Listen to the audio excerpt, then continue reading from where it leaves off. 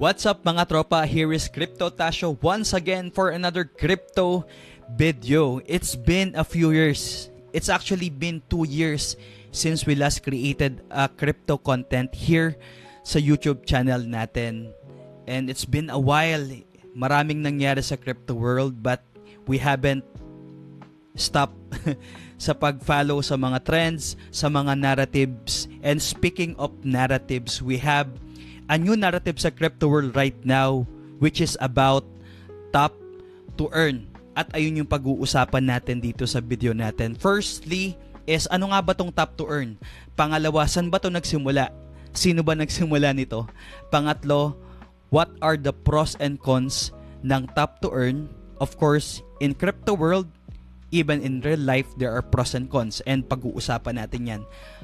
Panghuli, paano ka ba makakapagsimula dito sa top to earn na ito? So if you haven't liked our video yet and you haven't subscribed yet sa ating YouTube channel, please consider liking this video and subscribe para updated ka sa mga videos natin. And without further ado, let's start this video. So, alright, start tayo dito sa ating website. This is from decrypt.co. So here, diniscuss niya ano ba yung mga top to earn. Ito yung bagong crypto craze that's taking Telegram by storm. Yeah, you heard it right. Yung top to earn natin is using Telegram bots.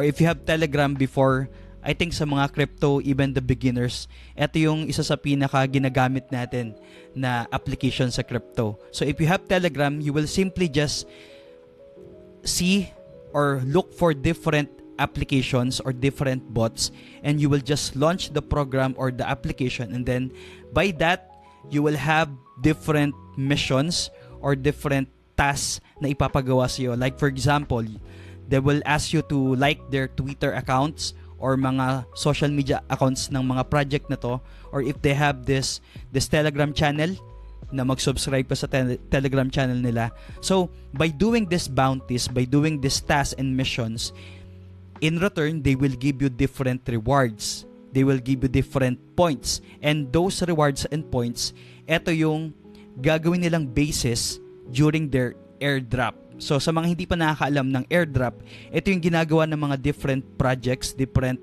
crypto projects dito sa crypto world, wherein binibigay nila sa community nila. Say for example, Hamster Combat. So, one of the most or the hottest na top to earn right now. So si Hamster Combat, meron siyang mga pinapagawa ng mga different crypto tasks, or no, not crypto tasks, social tasks nila. So, and by that you will earn points. And they during the airdrop season, kapag ilalabas na nila yung rewards sila sa community, kung gaano kalaki, gaano karaming points ang na-earn mo, ayun na magiging basis para bigay sa'yo on a specific amount. Say for example, sa gantong karaming coins, you will have this X amount of coins na ibibigay nila. So yung points mo to their coins, kapag na-list na to dito sa different exchanges, decentralized and centralized exchanges sa crypto, that's the time you will earn the monetary reward by exchanging those coins into USDT, and then from USDT to your bank account, to your GCash account, whatever it is. So, we will be creating another video about this, kung paano ba mag-cash out dito sa mga mapapanalunan natin or ma-earn natin dito sa top to earn. So, let's proceed here.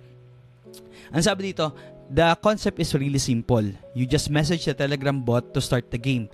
And the game loads within the Telegram app itself. And then, you will tap a coin or icon dun sa center ng screen. Actually, hindi na lang ganito yung mga application ngayon. And there are other application wherein you will do like parang may game talaga sila. Like you will tap yung mga bumababa na mga icons, and then bawat matatap mo habang bumababa yung mga icons, meron kang points, parang ganyan. So hindi lang nakastay sa screen. But the typical form or content nila is nasa gitna talaga, and then itatap mo lang yung icon na yon or yung kung ano mang nakalagay dun sa gitna nila. So Notcoin, ito yung first top to earn games to hit the crypto world.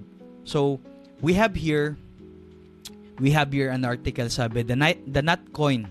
Itong Notcoin na to, ito yung pinakaunang application. That's why Notcoin started this craze sa Tap to Earn. And then, they have provided, sabi dito, Notcoin actually airdrop NOT tokens. Ito yung token nila. NOT tokens to 35 million users. Etong 35 million users na to, ito yung mga Telegram users na nag-interact doon sa bot nila or doon sa game nila. At average of $100 per person, around 5,000 plus peso sa atin, which is about $3.5 billion.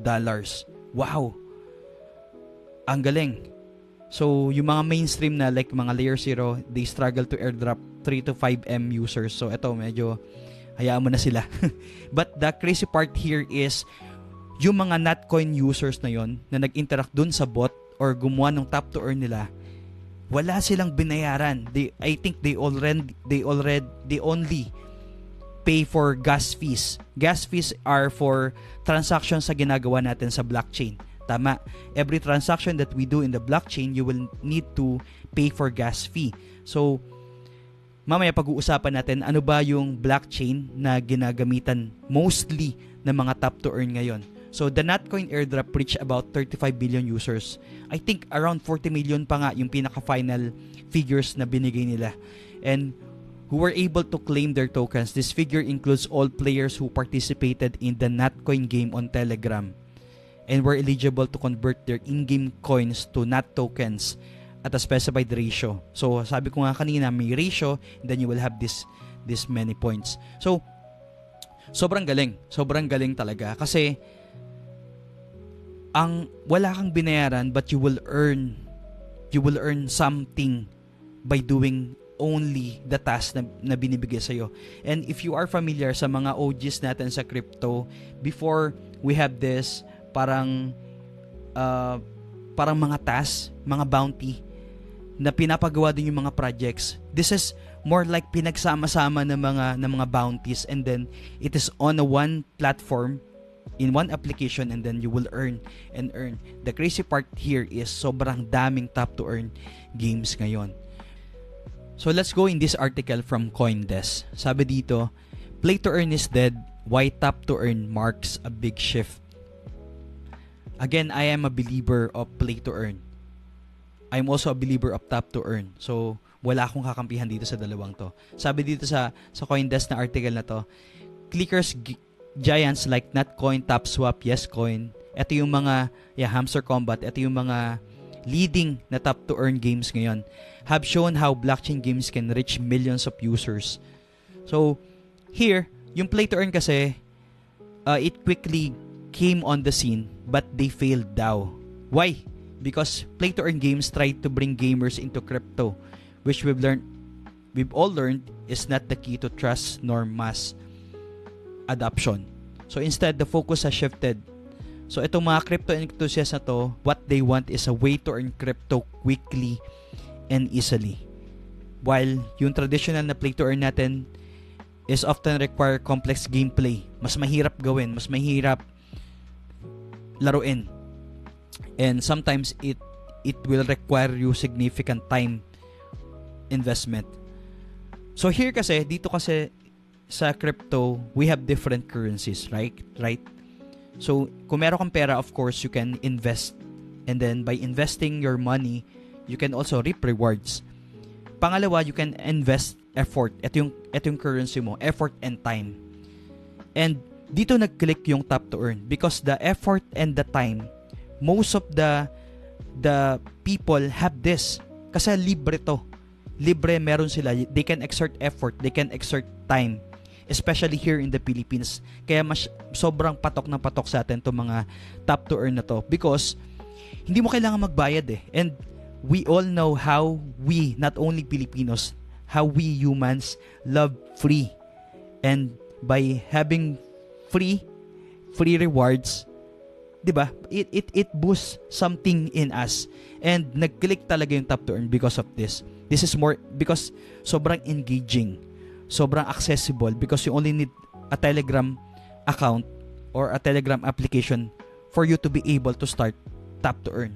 So, by utilizing the social layers such as Telegram and leave at the hands of consumers and tap into where people already spend their time, kasi nga marami ng mga users ng Telegram, a window into mass adoption has opened, intentionally or not. So, in my opinion, sobrang kailangan natin yung gantong klaseng integration wherein makakapagpasok tayo ng maraming mga tao, even kahit yung mga matagal na sa crypto at yung mga bagong-bago pa lang. Kasi yun yung gusto natin, di ba? Here sa crypto, we wanted a mass adoption. And we need something that is really accessible, madaling intindihin, at the same time, rewarding. So, sobrang sawak itong tap to earn because it hits all of those points na need natin. So, the question is, wala na ba yung P2E or play to earn? No, I don't believe na mawawala yung play to earn. It will continue on. But we need something na magiging sa entry level kahit nung mga sobrang hindi mateki na mga tao, but they wanted to have a sneak peek ano ba tong crypto na to. But of course, we need more education. That's why we are creating these videos, and a lot of crypto influencers around the world are doing that for one purpose, to educate the people about crypto, blockchain technology. So, let's proceed dito sa ating slide. Yan, gumawa ko ng slide for you, of course. The crypto game changer, tap to earn. Why tap to earn can make a stride?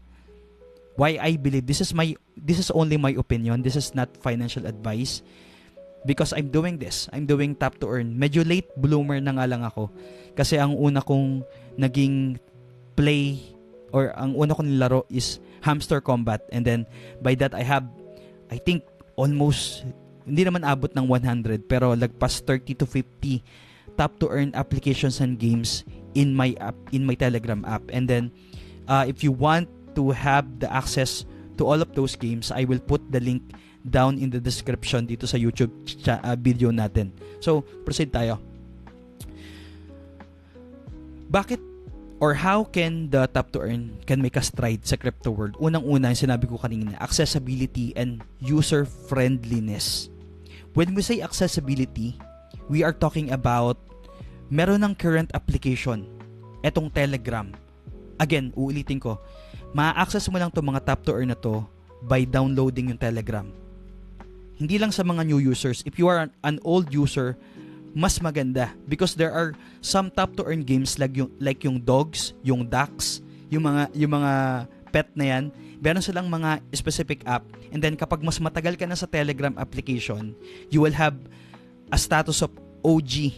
And then you by having the status of OG, matagal ka na sa Telegram, meron siyang specific na points na ibibigay sa iyo. So napakagaling. Again, accessibility and user friendliness.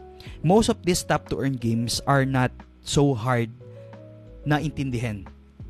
Actually, kayang-kaya siyang laruin ng anak ko. Anak ko is 4 years old. Minsan I let her tap.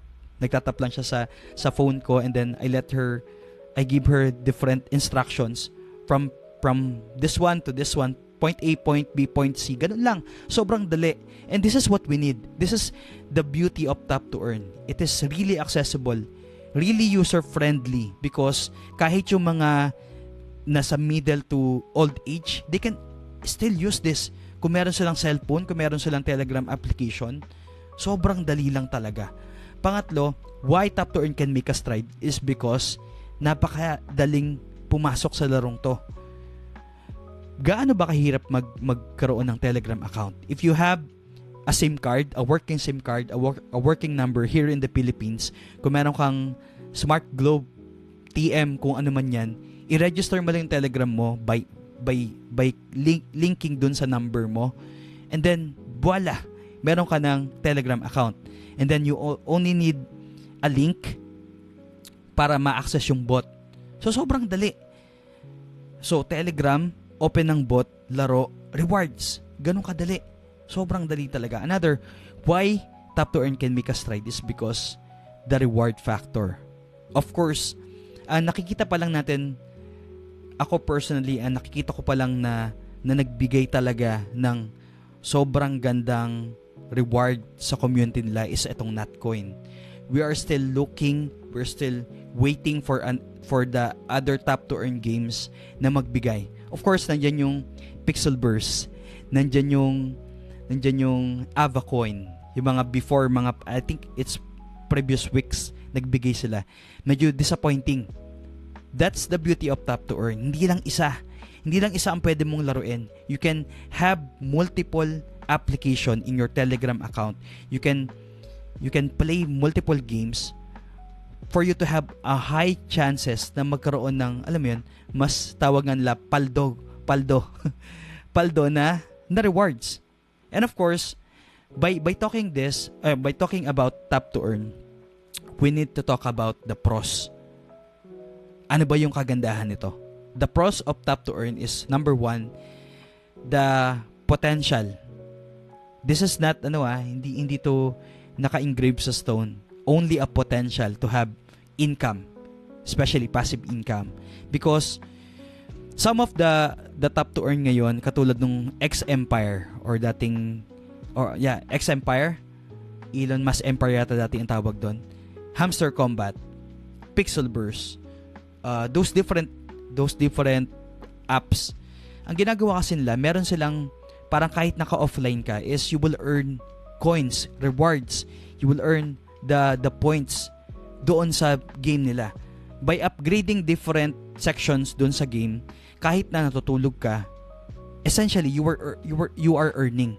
Though the thing here is wala pa of course yung pinaka coin nila. Hindi pa nakalabas sa market, wala pa sa mga exchanges.